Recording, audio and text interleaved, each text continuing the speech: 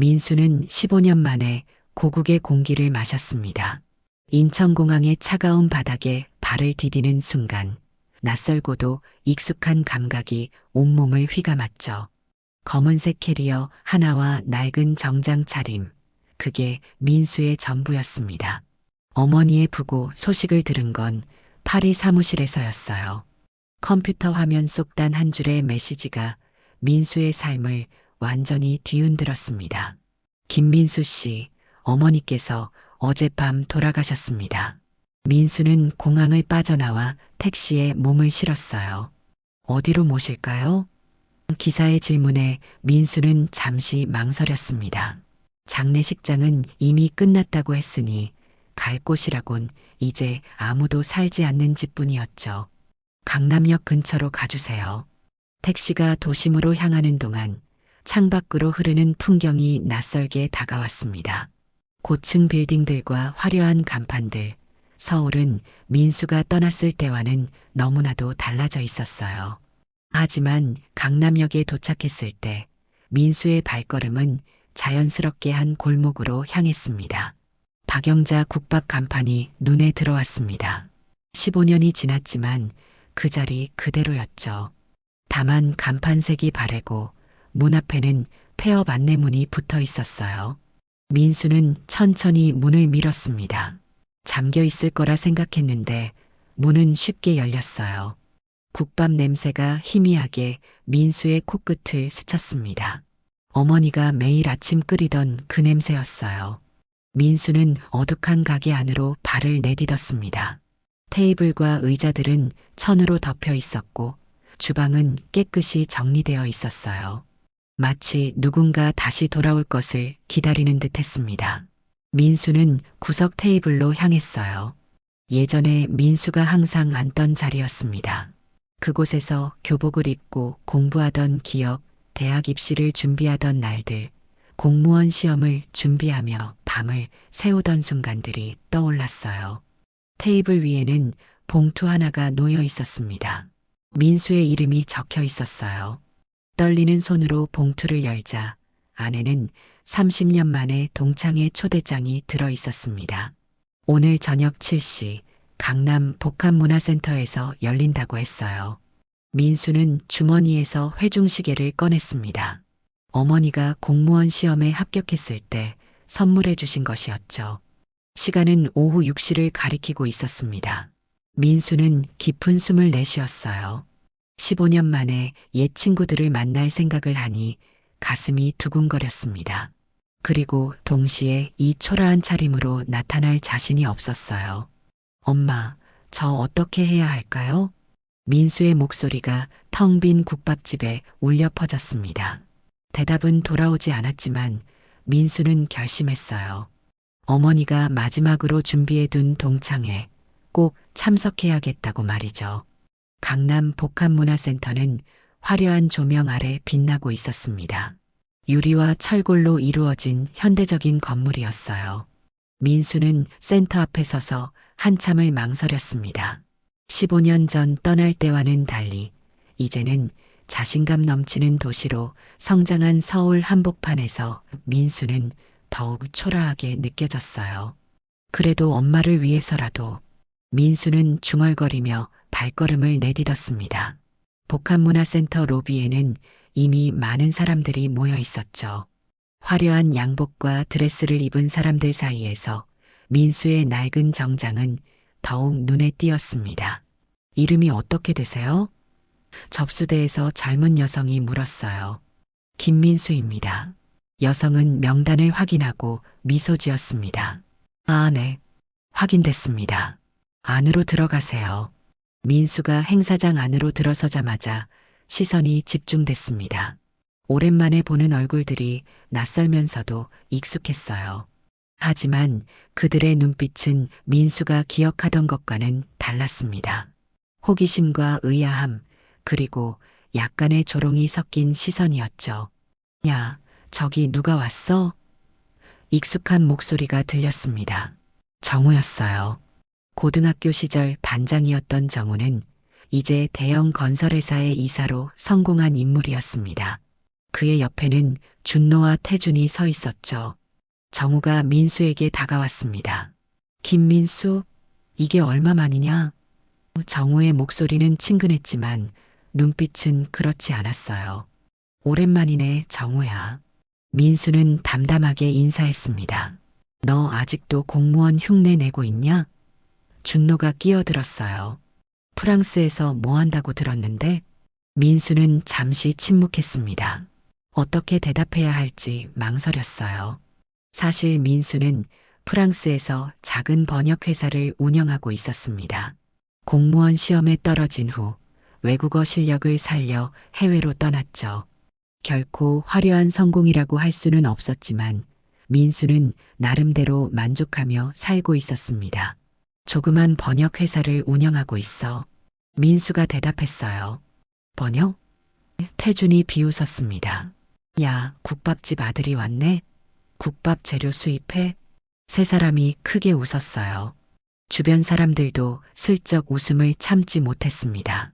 민수의 얼굴이 붉어졌지만 그는 평정심을 유지하려 했어요. 그래, 너희들은 어떻게 지내? 민수가 화제를 돌렸습니다. 정우가 어깨를 으쓱했어요. 뭐, 그럭저럭. 나는 알다시피 대우건설 이사고, 준노는 병원 운영하고, 태준이는 IT 기업 CEO야. 민수는 고개를 끄덕였습니다. 그들의 화려한 명함과 성공 이야기를 듣는 동안 민수는 자신의 삶이 초라하게 느껴졌어요. 하지만 동시에 이상하게도 마음이 편안했습니다. 적어도 자신은 정직하게 살아왔으니까요.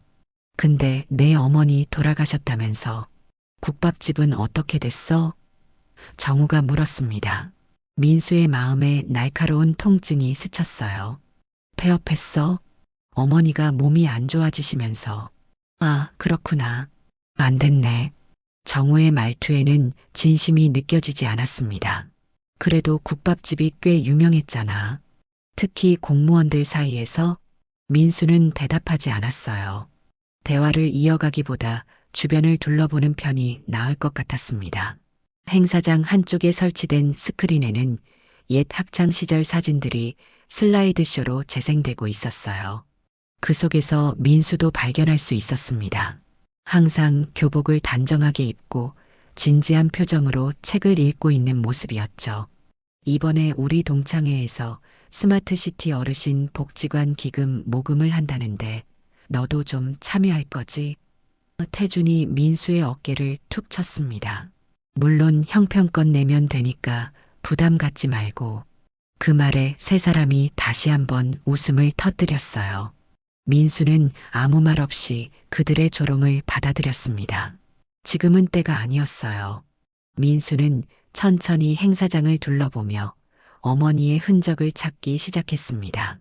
민수는 행사장을 둘러보다 복도 쪽 로비로 발걸음을 옮겼습니다. 그곳에는 여러 사진들이 전시되어 있었어요. 우리 지역의 숨은 영웅들이라는 제목 아래 다양한 인물들의 사진과 짧은 설명이 붙어 있었습니다. 민수는 천천히 사진들을 살펴보았죠. 그때였습니다. 민수의 시선이 한 사진에 고정됐어요.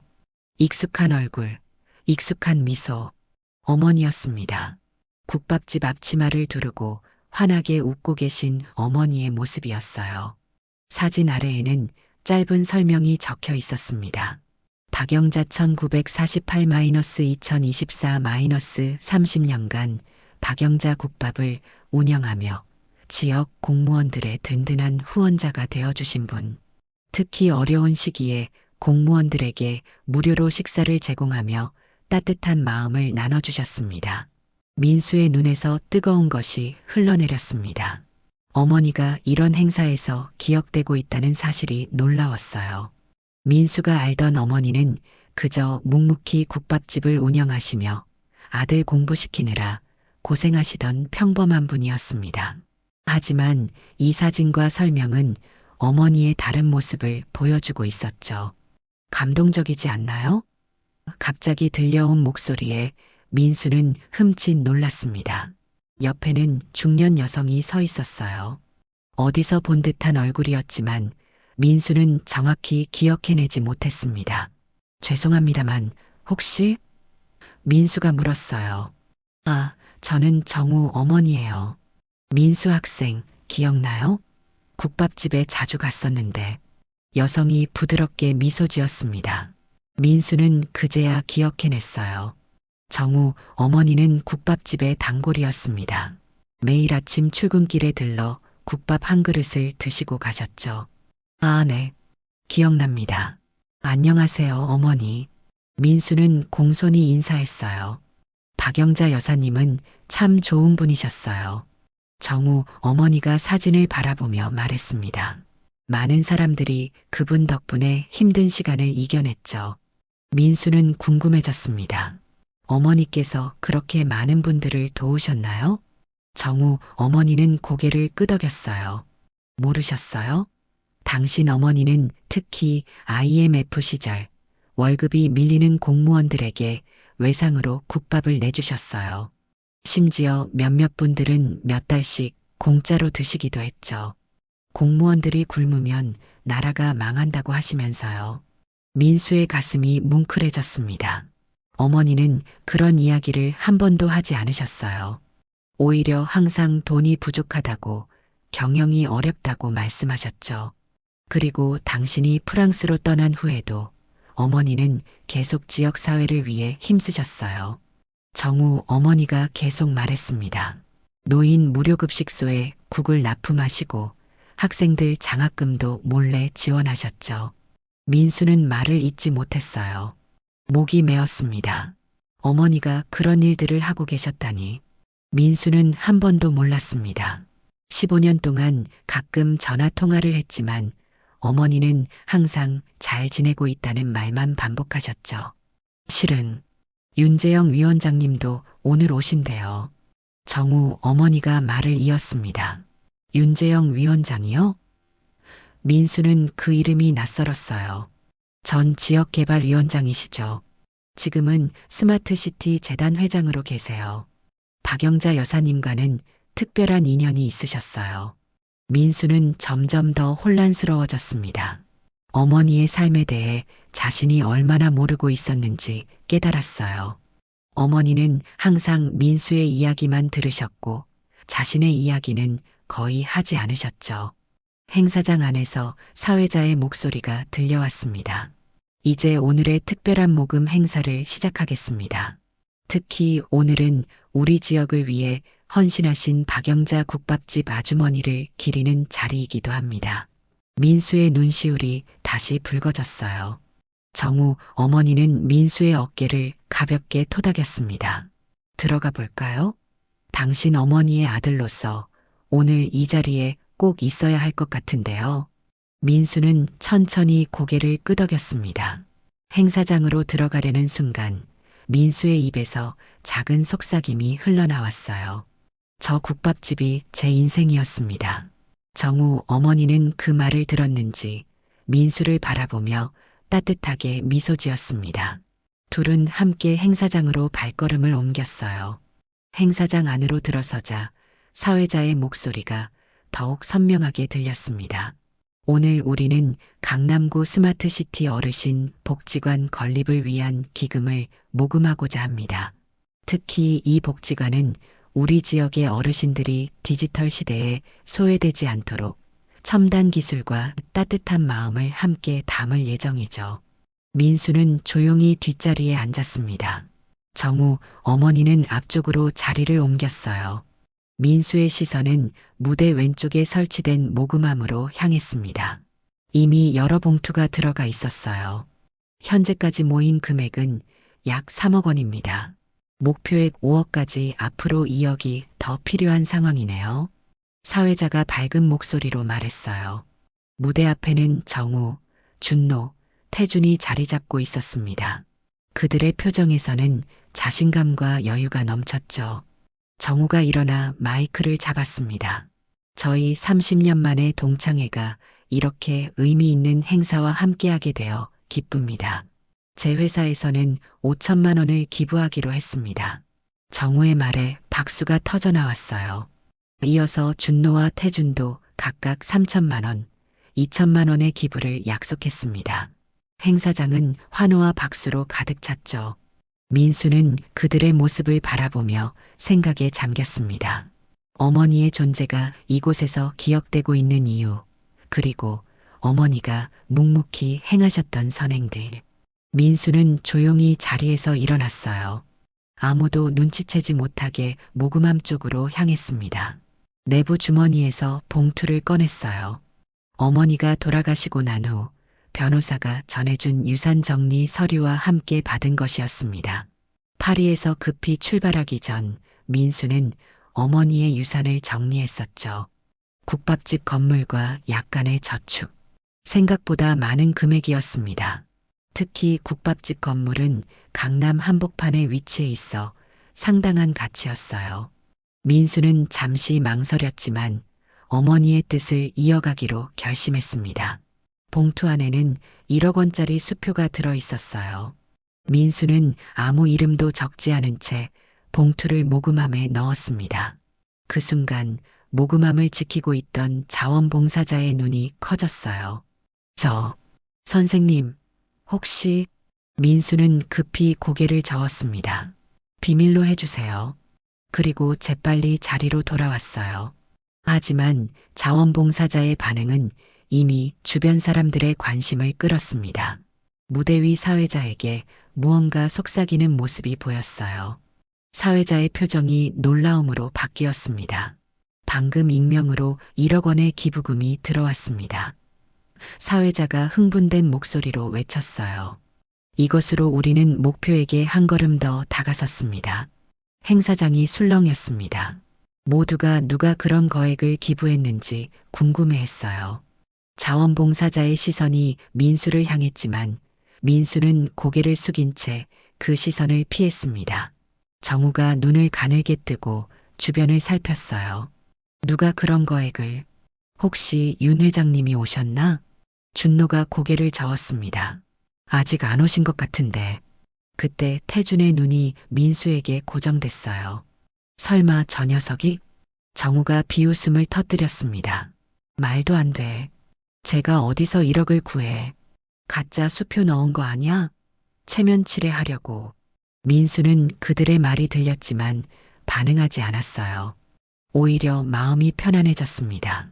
어머니가 평생 그러셨듯이 민수도 조용히 선행을 베풀고 싶었어요. 누군가에게 인정받기 위해서가 아니라 그저 옳은 일이기에. 자원봉사자가 사회자에게 다시 무언가를 속삭였습니다. 사회자는 고개를 끄덕이고 마이크를 잡았어요. 익명의 기부자께서 특별히 이 복지관이 박영자 여사의 이름을 기리는 장소가 되기를 희망하셨습니다. 민수의 눈에 다시 눈물이 고였습니다. 자신도 모르게 써넣은 메모였는데 그것이 전달되었나 봐요. 민수는 고개를 숙여 눈물을 감췄습니다. 주변 사람들의 시선이 느껴졌지만 민수는 아무렇지 않은 척했어요. 행사장 문이 열리고 우레와 같은 박수 소리가 터져 나왔습니다. 민수는 고개를 들어 입구를 바라보았어요. 노신사 한 분이 천천히 걸어 들어오고 있었습니다. 흰 머리에 깔끔한 양복 차림, 그리고 온화한 미소를 짓고 계셨죠. 하지만 그 존재감은 행사장 전체를 압도했습니다. 윤재영 회장님이십니다. 사회자가 경건한 목소리로 말했어요. 오늘 특별히 바쁘신 일정에도 불구하고 찾아주셨습니다.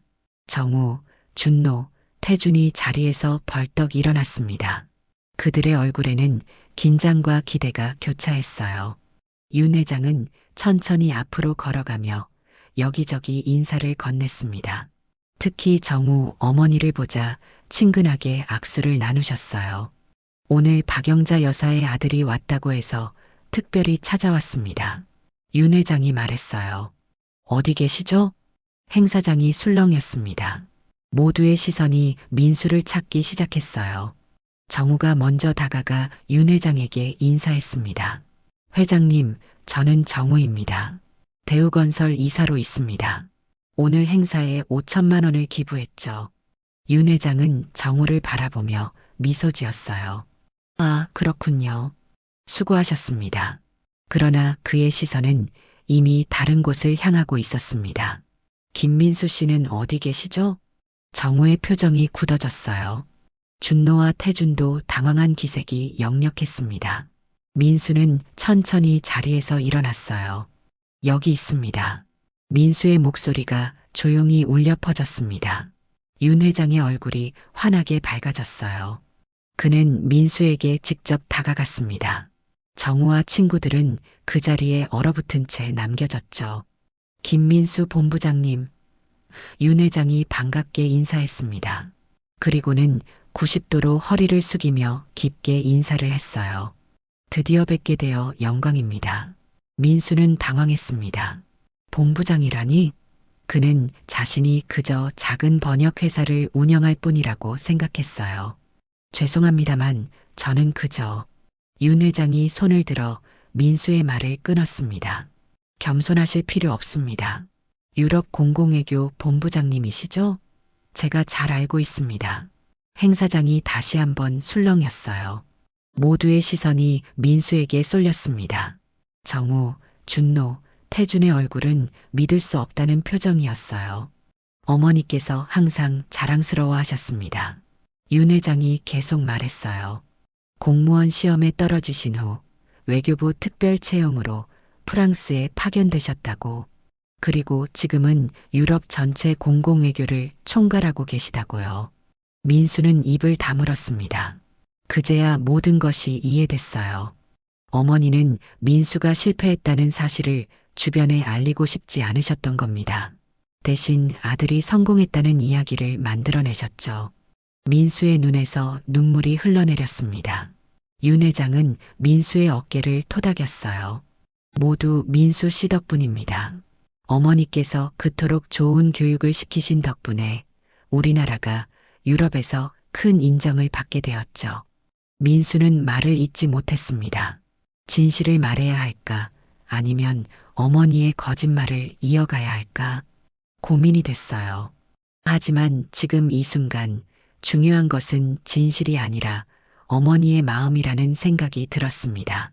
윤 회장이 민수의 팔을 잡고 무대 쪽으로 이끌었어요. 오늘 제가 특별히 가져온 것이 있습니다. 박영자 여사께서 제게 보내신 마지막 편지입니다. 모두에게 들려드리고 싶습니다. 무대 위로 오르는 동안 민수는 정우와 친구들의 얼굴을 스쳐 지나갔습니다. 그들의 표정은 놀라움과 당혹감, 그리고 약간의 부끄러움이 뒤섞여 있었어요. 특히 정우는 고개를 들지 못하고 바닥만 바라보고 있었습니다. 윤 회장은 민수를 무대 한가운데 세웠어요. 그리고 마이크를 들어 말했습니다. 오늘 우리는 특별한 분을 기억하기 위해 모였습니다. 그리고 그 아들이 돌아왔습니다. 모두가 국밥집 아들이라 불렀지만 사실 이분은 우리나라를 세계에 알리는 중요한 역할을 하고 계십니다. 윤 회장은 주머니에서 봉투 하나를 꺼냈습니다. 손이 약간 떨리는 모습이 보였어요. 이것은 박영자 여사께서 돌아가시기 전에 제게 보내신 마지막 편지입니다. 그녀의 허락을 받아 오늘 공개하려고 해요. 행사장은 숨소리조차 들리지 않을 만큼 조용해졌습니다. 민수도 숨을 죽이고 윤 회장의 말을 기다렸어요. 어머니의 마지막 편지라니. 민수는 가슴이 쿵쾅거리는 것을 느꼈습니다. 윤 회장이 천천히 봉투를 열고 편지를 꺼냈어요. 그는 목을 가다듬고 읽기 시작했습니다. 윤 회장님께 저의 마지막 부탁을 들어주셔서 감사합니다. 제가 떠난 후에 이 편지가 읽힌다면 그것은 제 아들 민수가 고향에 돌아왔다는 뜻일 겁니다. 민수에게 부끄러운 어머니가 되기 싫어 많은 거짓말을 했습니다. 하지만 이제 모든 진실을 알려드리고 싶어요. 민수의 심장이 멎는 것 같았습니다. 어머니가 무슨 진실을 말씀하시려는 걸까요? 그는 긴장된 표정으로 편지 내용에 귀를 기울였어요. 저는 단순한 국밥집 아주머니였습니다. 하지만 그 국밥집은 우리 지역 공무원들의 비공식 사랑방이었죠. 특히 IMF 위기 때는 월급이 밀린 공무원들에게 끼니를 제공했습니다. 그들 중에는 윤 회장님도 계셨지요. 윤 회장의 눈시울이 붉어졌어요. 그는 잠시 읽기를 멈추고 감정을 추스렸습니다. 사실 제 아들 민수는 공무원이 아닙니다. 시험에 떨어진 후 프랑스로 떠나 작은 번역 회사를 운영하고 있죠. 하지만 그 아이는 정직하고 성실하게 자신의 길을 걸어왔습니다. 그런 아들이 자랑스럽지만 저는 주변 사람들에게 아들이 성공했다고 거짓말을 했습니다. 용서해 주세요. 민수의 눈에서 눈물이 흘러내렸습니다. 어머니의 진심이 글자 하나하나에 담겨 있었어요. 윤 회장은 계속해서 편지를 읽었습니다. 하지만 진짜 말씀드리고 싶은 것은 따로 있습니다. 김민수 어머니는 단순한 국밥집 아주머니가 아닙니다. 그녀는 우리나라 공무원 수천 명의 심장을 지켜주셨습니다. 특히 정우의 어머니는 제가 마지막 병간호를 할 때 매일 밤 제 곁을 지켜주셨습니다. 그 말에 행사장이 술렁였습니다.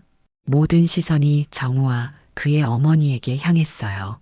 정우는 혼란스러운 표정으로 자신의 어머니를 바라보았습니다. 정우 어머니는 고개를 숙인 채 손수건으로 눈물을 닦고 있었어요. 정우 어머니는 제 국밥집의 첫 번째 손님이었습니다. 30년 동안 매일 아침 오셨죠. 그리고 제가 아플 때는 병원비도 도와주셨어요. 정우가 모르는 사이에 그의 어머니는 저와 깊은 우정을 나누고 있었습니다. 정우의 얼굴이 창백해졌습니다. 그는 자신의 어머니를 바라보았지만 어머니는 여전히 고개를 들지 못했어요. 윤 회장이 편지를 넘기며 계속 읽었습니다. 또한 준노의 의대 학비 중 일부는 제가 조금 보태준 것입니다. 준노 어머니가 아프실 때 매일 도시락을 싸서 병원에 가져다 드렸었죠. 그리고 태준이가 컴퓨터를 배우고 싶어 할 때 제가 두 번째 담보대출을 받아 그 아이의 첫 컴퓨터를 사줬습니다. 준노와 태준의 얼굴도 굳어졌습니다. 그들은 믿을 수 없다는 표정으로 서로를 바라보았어요. 저는 이 아이들이 자랑스럽습니다. 모두가 성공해서 기쁩니다. 하지만 더 기쁜 것은 그들의 성공이 다른 이들에게도 의미가 있길 바랍니다. 그것이 제가 마지막으로 바라는 것입니다. 윤 회장이 편지를 내려놓았습니다. 행사장은 완전한 침묵에 빠졌어요. 모두가 방금 들은 이야기를 소화하기 위해 시간이 필요했습니다. 민수는 무대 위에 서서 행사장을 둘러보았어요. 모든 사람들의 표정이 달라져 있었습니다. 특히 정우, 준노, 태주는 자신의 자리에서 굳어버린 채 움직이지 않았어요. 윤 회장이 민수의 어깨를 토닥였습니다. 당신 어머니는 진정한 영웅이었습니다. 겉으로는 드러나지 않았지만 많은 사람들의 인생을 바꿔놓으셨죠. 행사장 문이 다시 한번 열렸습니다. 정우의 어머니가 손을 잡고 들어오는 사람은 바로 정우였어요. 정우의 얼굴은 붉게 달아올라 있었고 눈가에는 눈물이 고여 있었습니다. 그는 천천히 무대 쪽으로 걸어왔어요. 모든 사람들의 시선이 그를 향했습니다. 정우는 무대 앞에 서서 잠시 주저했어요. 그리고 갑자기 무릎을 꿇었습니다. 민수야, 미안하다. 그의 목소리가 떨렸습니다. 민수는 당황했어요. 그는 급히 무대에서 내려와 정우에게 다가갔습니다. 일어나, 정우야. 무슨 짓이야? 정우는 고개를 들어 민수를 바라보았어요. 어머니가 방금 모든 걸 말씀해 주셨어. 박영자 여사님께서 우리 가족을 얼마나 도와주셨는지. 특히 IMF 때 아버지가 사업에 실패하고 가족들이 뿔뿔이 흩어질 뻔했을 때 민수 어머니께서 우리를 지켜주셨다고. 민수도 놀랐습니다. 그는 그런 이야기를 들어본 적이 없었어요. 어머니는 결코 자신의 선행을 말하지 않으셨으니까요. 정우가 계속 말했습니다. 그런데 내가 너를 국밥집 아들이라고 놀리고. 정우의 목소리가 흐려졌어요. 그는 더 이상 말을 잇지 못했습니다. 민수는 정우의 팔을 잡아 일으켰어요. 괜찮아, 정우야. 너도 몰랐을 테니까. 정우의 어머니가 다가와 두 사람의 손을 함께 잡았습니다. 민수야, 내 어머니는 정말 대단한 분이셨어. 내가 매일 국밥집에 가는 이유는 단순히 국밥이 맛있어서가 아니었어. 그곳은 내게 안식처였지. 내 어머니는 내 이야기를 들어주셨고 힘들 때 격려해 주셨어. 준노와 태준도 자리에서 일어나 민수에게 다가왔습니다. 준노의 눈에도 눈물이 고여 있었어요. 나도 이제야 알았어. 대학 시절 장학금을 받았는데 항상 익명의 기부자라고만 알고 있었지. 그게 민수 어머니였다니. 태준도 고개를 숙였습니다. 내 첫 컴퓨터. 그때 우리 집은 정말 어려웠는데 갑자기 선물처럼 나타났어. 엄마는 늘 좋은 분이 도와주셨다고만 하셨는데 민수는 그들의 말을 들으며 가슴이 뭉클해졌어요. 어머니가 이렇게 많은 사람들에게 선행을 베푸셨다니. 그것도 모두 자신의 이름을 내세우지 않고 말이죠. 엄마는 항상 그러셨어. 민수가 말했습니다. 진짜 성공은 얼마나 많은 돈을 벌었는가가 아니라 얼마나 많은 사람을 도와줬는가라고 말씀하셨죠. 미경이 민수에게 다가왔습니다. 그녀는 고등학교 때 반장이었던 여학생이었어요. 민수야, 나도 고백할 게 있어. 내가 대학 입시에 실패했을 때 재수 학원비를 지원해준 분이 있었어. 그때 그분이 누군지 몰랐는데 방금 정후 어머니께서 그게 박영자 여사님이었다고 알려주셨어. 준노가 미경의 말에 놀란 듯 그녀를 바라보았어요. 그럼 내가 서울대 의대에 간 것도? 미경이 고개를 끄덕였습니다. 그분 덕분이야. 그리고 민수, 내 어머니는 내가 의사가 되면 이 동네 어르신들을 잘 돌봐달라는 한 가지 부탁만 하셨어. 민수의 마음이 울컥했습니다. 어머니의 삶이 이렇게 많은 사람들과 연결되어 있었다니. 그는 15년 동안 얼마나 많은 것을 놓치고 있었는지 깨달았어요. 윤 회장이 무대에서 내려와 그들 곁으로 다가왔습니다. 박영자 여사는 제 은인이기도 합니다. 제가 젊은 공무원이었을 때 부패 스캔들에 휘말려 거의 모든 것을 잃을 뻔했죠. 그때 박영자 여사께서 저를 믿어주시고 변호사비를 대주셨습니다. 덕분에 무죄를 입증할 수 있었어요. 민수는 놀라움을 감추지 못했습니다. 어머니가 그런 큰일까지 하셨다니요. 그저 국밥집을 운영하는 평범한 아주머니라고만 생각했는데 어머니의 영향력은 민수의 상상을 초월했어요. 정우가 갑자기 결심한 듯 목소리를 높였습니다. 나도 약속할게. 앞으로 어르신 복지관에서 정기적으로 봉사활동을 하겠어. 내 회사 직원들과 함께. 준노도 고개를 끄덕였어요. 나도 주말마다 무료 진료 봉사를 하겠어. 태준 역시 손을 들었습니다. 내 IT 회사에서 어르신들을 위한 디지털 교육 프로그램을 만들겠어. 그들의 목소리에는 진심이 담겨 있었어요. 민수는 그들을 바라보며 미소 지었습니다. 어머니의 정신이 이렇게 이어지고 있다니 정말 뜻깊은 일이었어요. 윤 회장이 다시 무대 위로 올라갔습니다. 그는 자리를 정돈하고 마이크를 잡았어요. 행사장의 분위기는 완전히 달라져 있었습니다. 이전의 경쟁적이고 과시적인 분위기는 사라지고 따뜻한 연대감이 가득했죠. 오늘 우리는 특별한 이름으로 새 복지관을 명명하려 합니다. 윤 회장이 엄숙한 목소리로 말했습니다. 그 이름은 바로 박영자 기념 국밥 복지관입니다. 행사장에서 박수가 터져 나왔어요. 민수는 자리에 서서 그 광경을 바라보았습니다. 어머니의 이름이 이렇게 기억된다는 것이 믿기지 않았어요. 국밥집 아주머니였던 어머니가 이제는 지역사회의 상징이 되었습니다. 윤 회장이 계속 말했어요. 이 복지관은 단순히 노인들을 위한 공간이 아닙니다. 박영자 여사께서 평생 보여주셨던 나눔과 봉사의 정신을 이어가는 곳이 될 것입니다.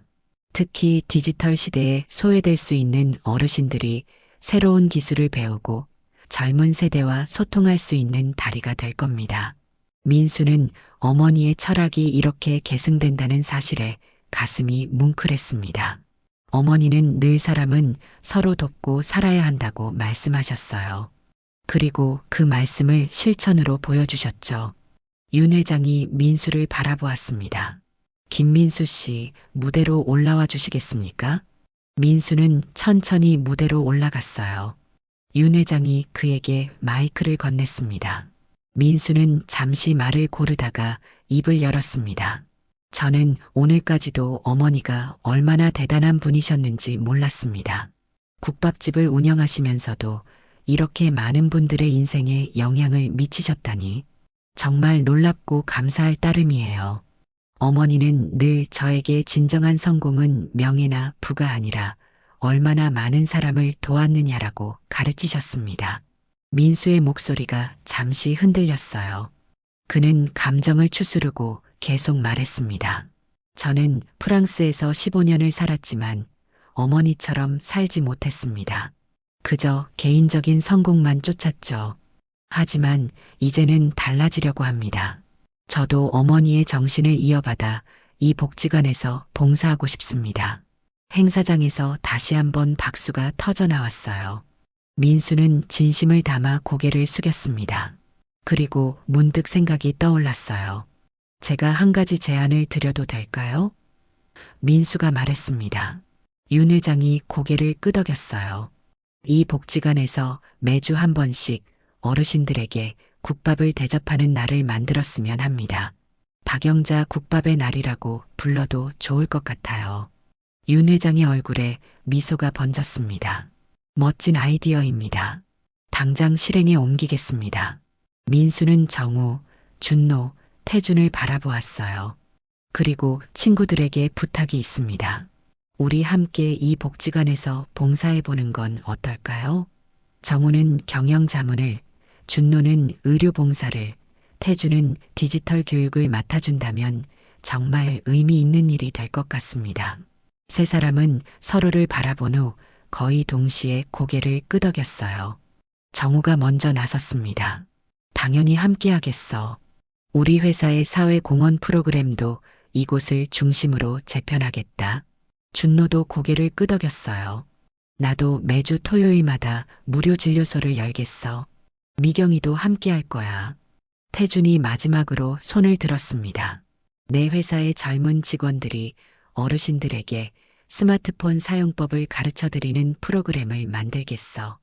디지털 손주 프로젝트라고 이름 붙이면 어떨까? 민수의 얼굴에 미소가 번졌어요. 오늘 아침만 해도 그는 초라한 귀국자였습니다. 하지만 지금은 어머니의 유산을 이어받아 새로운 시작을 앞둔 사람이 되었죠. 윤 회장이 다시 마이크를 잡았습니다. 그럼 공식적으로 선언합니다.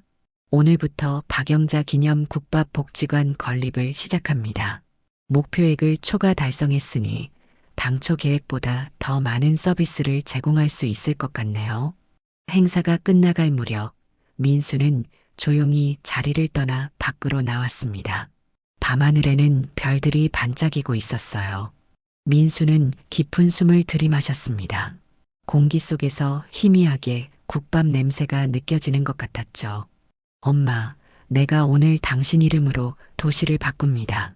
민수가 작게 중얼거렸어요. 이제부터는 프랑스로 돌아가지 않을 거예요. 여기 남아서 엄마가 시작한 일을 계속할 겁니다.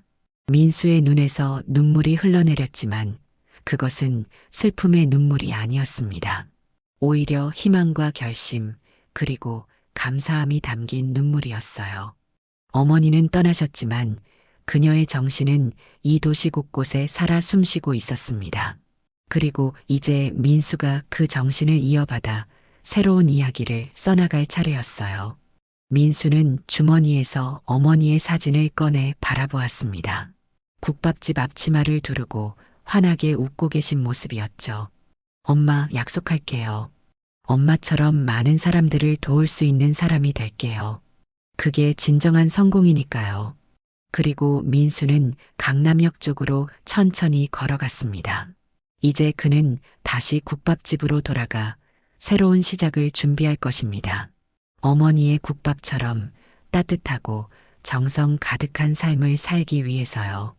인생은 때로 우리가 계획한 대로 흘러가지 않습니다. 하지만 민수는 오늘 깨달았어요. 진정한 성공은 화려한 명함이나 비싼 양복이 아니라 얼마나 많은 사람들의 가슴에 따뜻한 기억으로 남느냐에 달려 있다는 것을요. 마치 어머니의 국밥처럼 말이죠.